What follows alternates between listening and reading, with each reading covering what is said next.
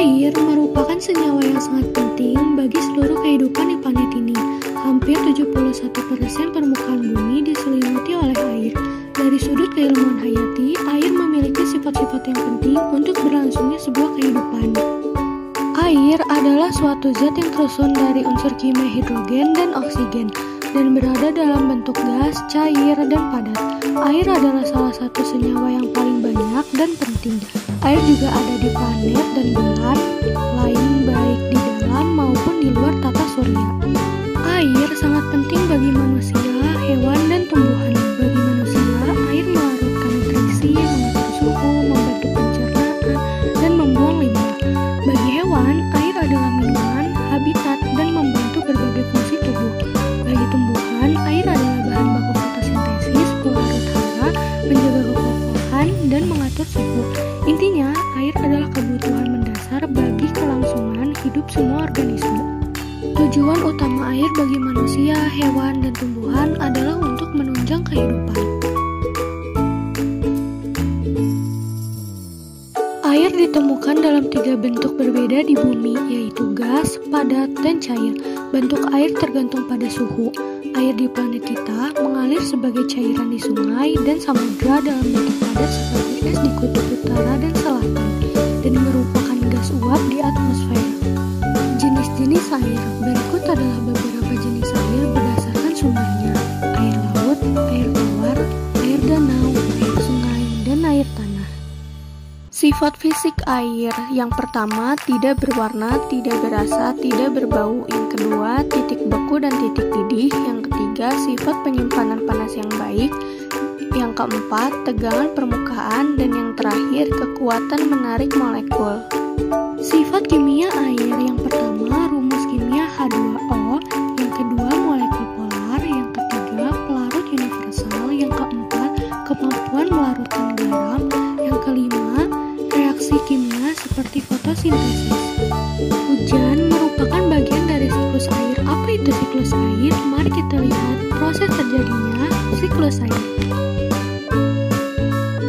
Siklus air adalah sirkulasi atau perputaran air secara terus-menerus dari bumi ke atmosfer, lalu kembali lagi ke bumi.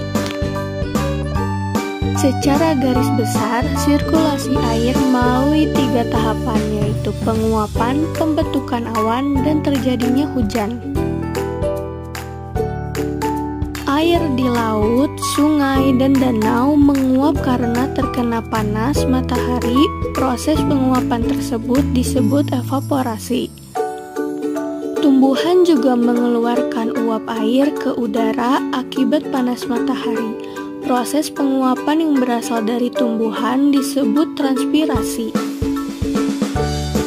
Uap air dari permukaan bumi akan naik ke udara dan membentuk awan. Kumpulan uap air tersebut akan mengalami pengembunan membentuk titik-titik air. Proses tersebut disebut kondensasi. Lalu, angin akan membawa awan ke daratan atau dataran tinggi. Selanjutnya, titik-titik air di awan akan turun menjadi hujan. Proses ini disebut presipitasi.